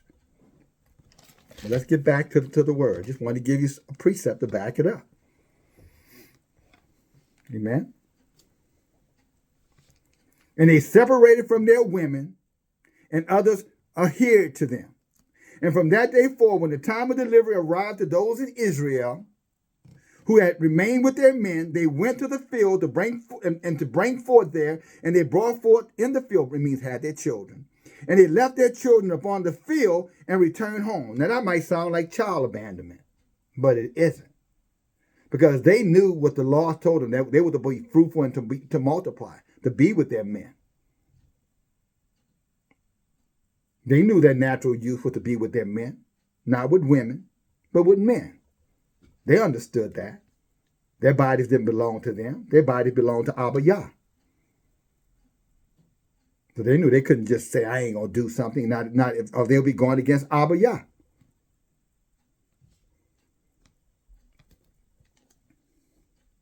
Let's go on to what it says here. They left their children in 55. And Yahuwah, who had sworn to them, who had promised to their ancestors to multiply them, again, to multiply them means that our, Israelite women, you are there to be fruitful and multiply. You're not there to sit up and be dried up. If your body still can generate life, then you should be a life giver. Under the right circumstances, but you should still be a life giver. You don't have the entitlement to say no, except you go against the covenant. And brothers, same thing too. Got no business hanging around with using your body in an unnatural way or filthy way, unclean way. Somebody has to say this stuff. And since you ain't going to hear it on these other channels, and you ain't gonna hear, or if you do, it's going to be hooked up with some Jesus foolishness, the Geno Jennings of the world. Now I'm going to give it to you the right way without it being compromised. I'm going to give it to you straight from the book. I didn't say straight with no chaser. I was saying I like my coffee black. Keep the cream. And the sugar. Just give it to me as it is. I'm trying to wake up. We're trying to wake our people up here. 55. And Yahuwah has sworn to their ancestors to multiply them, sent one of his ministering angels, which are in heaven, to watch each child in the water. These are the children they put out there in the field. To watch each child, to anoint that child, and to bathe that child, and put in his hands 2 smooth stones. Each baby had 2 little smooth stones in their hands. Smooth stones. You know the smooth stones that Enoch 22 talks about, the smooth surface we're going to be in when we go into rest. Smooth, dry, cool place. Talking about the righteous amongst us, the obedient amongst us. He gave those babies, each one of these beautiful babies, these beautiful little Israelite baby boys, he gave each one of them 2 stones. Watch what these stones had in them. 2 smooth stones, from one which is sucked is milk from, and from the other honey. Milk and honey. And let me stop right there. You see, later on in the Exodus, when we left Egypt, remember you promised the people, I'm going to send you to a land filled with milk and honey? You guys remember that? You know why the people didn't ask Moshe, what is that? A land filled with milk and honey. Because most of the male children who were still alive, they knew all about milk and honey because they were raised on milk and honey. Praise Yah. They were breastfed milk and honey. They knew exactly what that meant. Where did they get it from? Right here. Right in the book of Jasher, hidden in plain sight. They just were hoping that teachers wouldn't come out and teach it. But we're here. Will you share it? One way you can do it by thumbing up this video. You can stop right now, put it on pause, thumb it up, and come right back. That's one way to share it or support it, to make sure it goes around, it gets out. Just as a friendly reminder to you. Totally up to you, but you can. He put 2 smooth stones in these babies' hands. It's beautiful, man. He put 2, okay, let me continue. And I'm reading Jasher 67, verse 55. Let's start at 55 again. I know this video is going a little long, but praise Yahuwah. Listen to it in parts, pieces, however you have to do it. And Yahuwah, who has sworn to their ancestors to multiply them, sent one of his ministering angels. So there are angels who are there for us, brothers and sisters, if we're righteous. They're not going to let anything happen to us. You don't have to fear what man can do. You just have to be obedient, like a child. Like a baby child. Amen? He sent his minister angels, which are in heaven, to watch each child in the water, to anoint it, swathe it, and to put into his hand 2 smooth stones, from one which is sucked milk, and from the other honey. And he caused its hair to grow to his knees, by which it might cover it. Their hair became blankets for them. Look at the power, the supernatural power of Abba. That's why I say we don't need to get on no spaceships and no sea ships and no ships. If he could do this right wherever they are, then what? Come on now.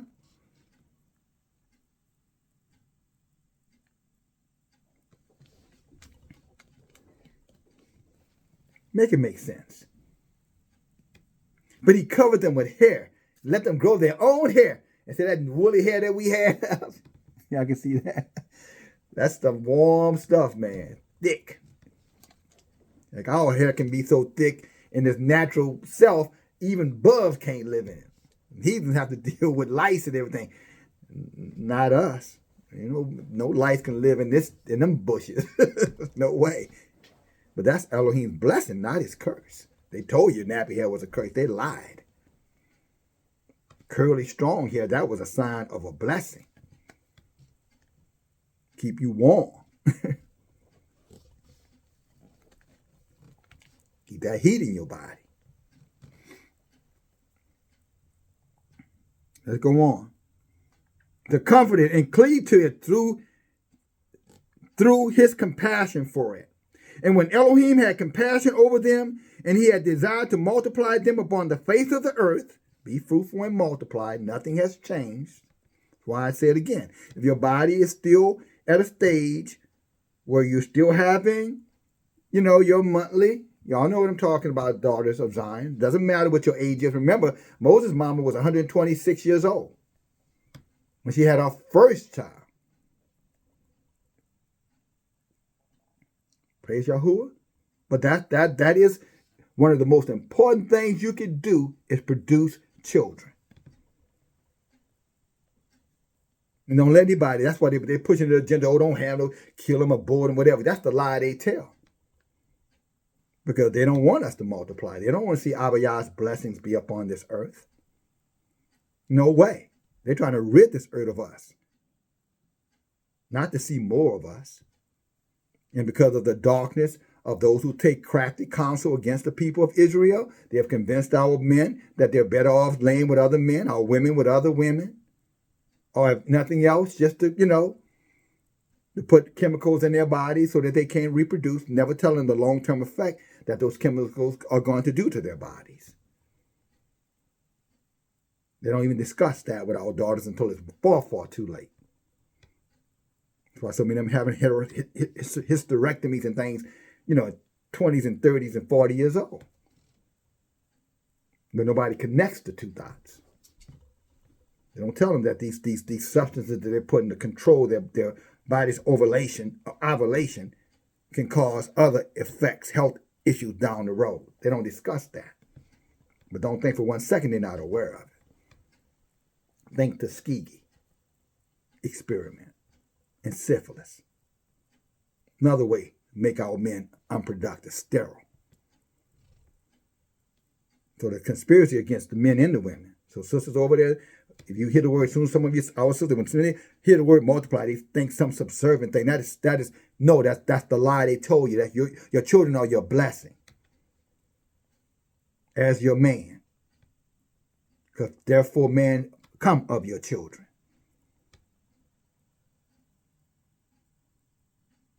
We all are some mother's child. Every man out here. The one that you're being taught, some of our sisters to despise and hate and go to the heathen for companionship. The very ones are your mother's children. Your children. You hate your men, you hate yourself.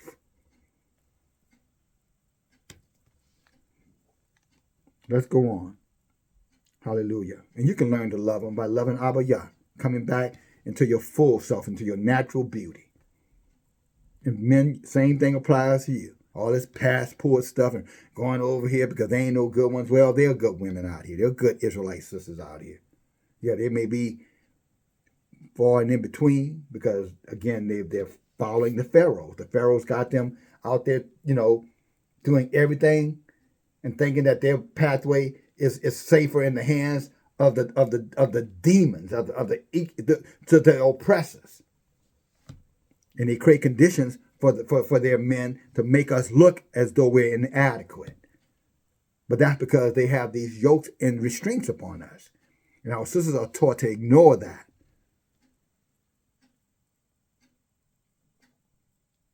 They ignore that they have restraints and restrictions on your brothers, and that's what's holding them back. Not that your brothers don't want to be great fathers and loving husbands. No, they have conspired against your men. As they conspire here against your men. They leave you alone for the most part, but they conspire against your men. That's why they don't want us studying these books. See, remember, they were destroying us in the water, but they were leaving you guys alone. They were leaving the ladies alone. Why? So they can have them to themselves.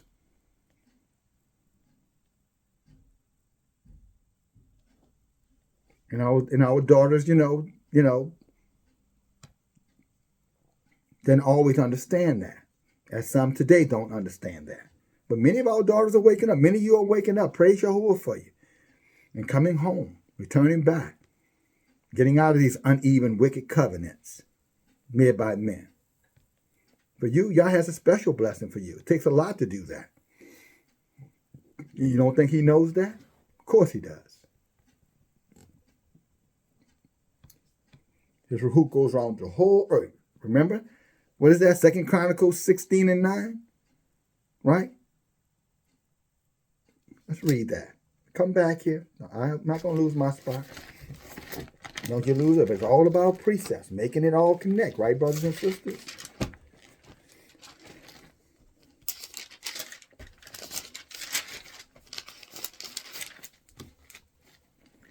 Second Chronicles chapter 16, verse 9. For the eyes of Yahuwah run to and fro throughout the whole earth to show himself strong on behalf of them whose heart is perfect towards him, not themselves. Their hearts are perfect towards Yahuwah. Herein, he told the king, you're done foolishly because you turned to men. And now you're going to have dissension and wars and everything else. So what I'm saying, my sisters, brothers too, Yahuwah He's everywhere. He's looking. He knows the sacrifices that you may have to make to be isolated or ostracized for the truth. He knows. And he's going to reward you accordingly. So don't be afraid. Just be obedient.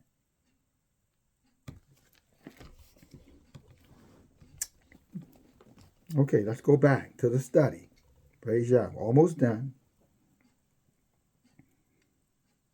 In verse 56, this is Jasher, chapter 67, verse 56.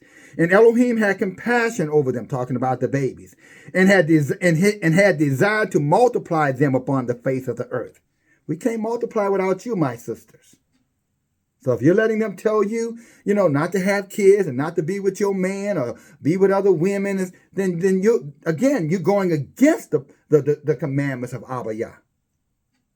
And that's why they're telling you that. I know you may not necessarily see it that way, but it doesn't matter what we think. Right? Did not Solomon say that in Proverbs 14 and 13? You want to go there too? Why not? Let's see what that reads. Well, you have to take my word for it. See, some of our sisters say, no, brother, I don't agree with that. It ain't about that. I know I'm right. Well, let's see. Let's see what the wisest man that ever walked the face of the earth had to say about thinking that we're right. Let's see what he had to say. Proverbs chapter 14, verse 12. Guess what it says? There is a way that seems right unto a man, but the end are the ways of death. Let me read that to you again. Proverbs 14 and 12. There is a way that seems right to a man or woman, but the end thereof are the ways of death. One more time. You can think that you're right. You can be sincerely thinking that you're right, and you can be sincerely wrong and cause your own destruction. Why? Because you're not being fruitful and multiplying, which is another way of saying is dead. And that's why your Abba Yah has put upon your brother to bring this out to you, my dear sisters, and my brothers too. It takes two. And both are equally innocent, and both are equally guilty. Innocent because maybe you didn't know this, but guilty because you're in violation of it. But he loves you enough for you to hear the truth this day. Or whenever you listen, this day, the day that you're listening to this message. If you stayed this far, you stayed this far for a reason. If you heard this, you heard it for a reason.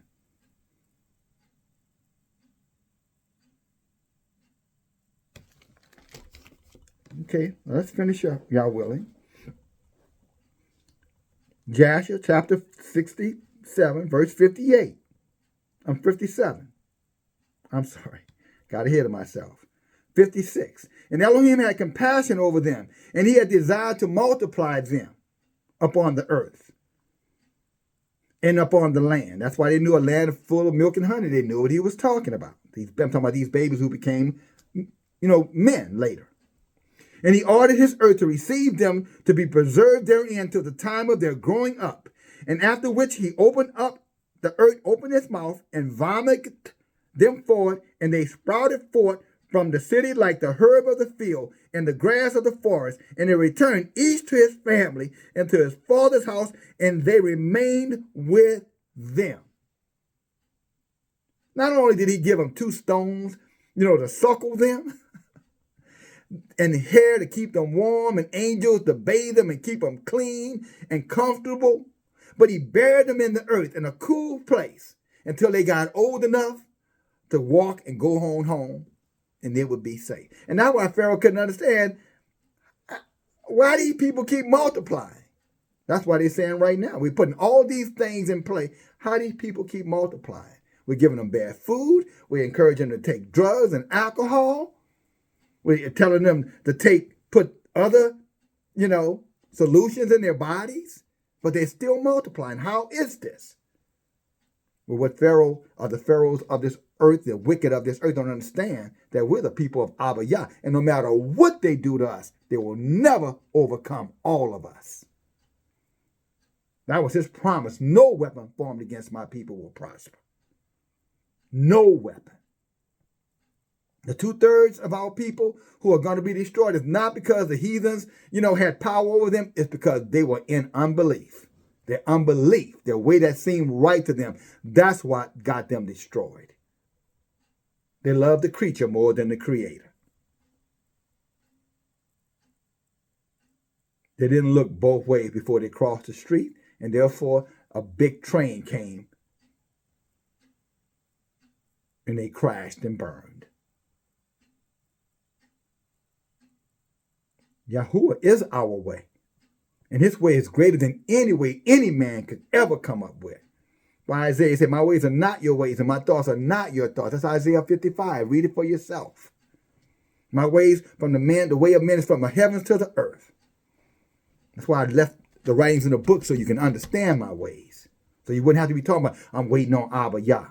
He said, no, I left a recording, a written document for which you to understand what my expectations for you are. Now, either you obey it or else you are in rebellion.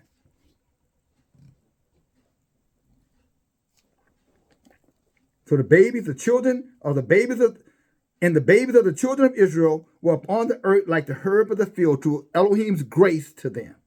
And all of Egypt saw this thing and went forth each to his field with his oxen and with his plowshares, and they plowed it up as one plows up the earth at the seed time. In other words, they started coming up with all kinds of inventions, AI, technology, to destroy those babies.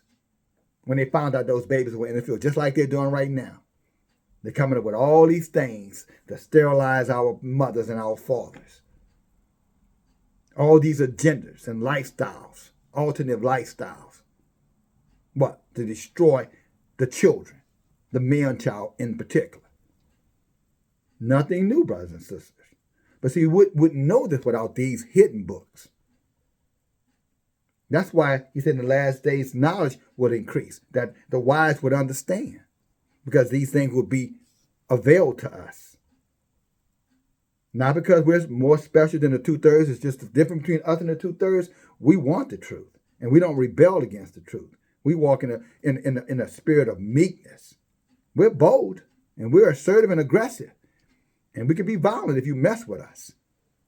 But when it comes down to learning and growing, we will humble ourselves for that. We don't have to be right for you to be wrong.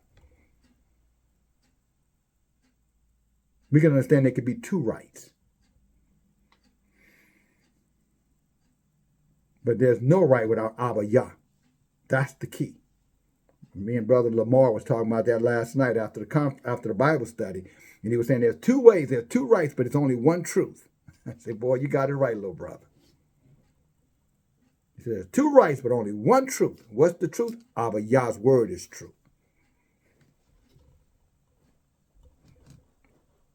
So they tried again to get us. They try to get after these babies. They're always after our babies. Always after our babies. That's why they in the schools pushing this alternate lifestyle in the schools now with the children, teaching them they can be whatever gender they want to be, regardless of what they were born to be. They're always after the children. Disney's after the children.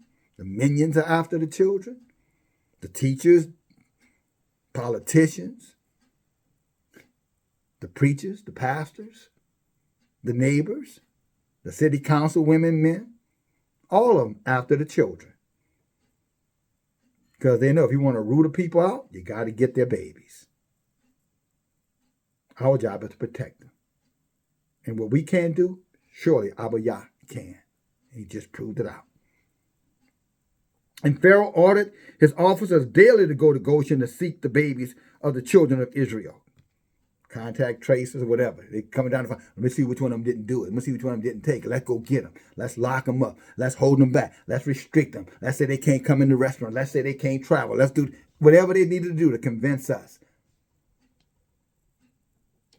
to genocide our babies. And thank Most High that some of us said hell no. And now we're warning those who did to tell them next time you say hell no too. Verse 61. And when they had sought and found one, they took it from his mother's bosom by force and threw it into the river. But the female child they left with its mother, and thus did Egypt to Israel all of their time there, all of their days. And that's why we shouldn't have no big old excitement to go run to Africa. Africa was never friendly to us, brothers and sisters. It was a place that we hid, and then when we hid there, then they would turn right upon us and do to us what the enemy who chased us over there were doing. But they were even worse. And they don't like me to say that because they caught them in some Afrocentric idolatrous silliness. At the end of the day, we are Israel, scattered all over this earth, including in Africa. But we're not Africans. We're not Hamites or Cushites or the other ites. We're Israel, Israelites. And we have one Abba Yah who belongs solely to us, as we just studied. And this I say to you, my brothers and sisters, I hope the lesson was helpful. It's just, again, a review of it into the details. Praise Yahuwah. When we were told by Moses on our way out, we were going to the land of milk and honey, our people knew exactly what that was, because guess what? Them baby boys were raised on milk and honey. They knew exactly what that meant. They had come from a land of milk and honey, and they knew they were going to the ultimate land of milk and honey. And that milk and honey still awaits every last one of us who stand in the truth, who keep the law, statutes, and commandments. So when Elohim renews this heaven and renews this earth, we're going to have abundance of milk and honey. That offer is not just for me, it's offer for every single one of us. If we're willing to repent, turn away, and obey the Tanakh, learn the lessons of the Tanakh, and obey Abba Yah's Torah.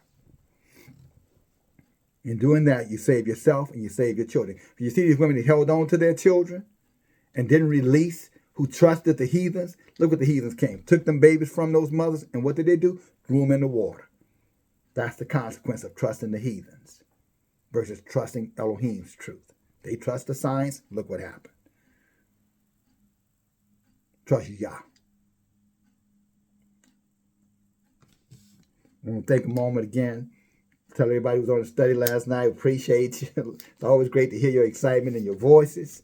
Say we thank Yahuwah for you. And, we hope that Yah bless, and we're getting together next Wednesday night, 7 p.m. Central Time. Brother William, I know we missed you. If you're still out there, it was just communicate. We didn't forget about you, believe it or not. We were checking emails. I know I got to get hold of you, brother. We didn't know how to find you. So we sent you the information now. So hopefully next Wednesday you're able to join us. But all are welcome. And then last but not least, I want to thank all of you who have been supportive of your brother, to allow me to be able to do the study, do the research, spend time before Abba Yah, so I can do what I'm doing for our people. I'm not doing it for money. I'm doing it because I love our people. Your support economically just puts me in a position where I don't have to find other means. You become, the milk and honey for your brother when you support me. That's all you're doing, just suckling me up so I can grow up and continue to grow, not grow up, but continue to grow as a man of Yah, so we can grow together as sons and daughters of Abba Yah, as we await the return of our King, Yahuwah. So thank you. Appreciate you. All right? Share the message. And until we meet again, Yah willing, shalom.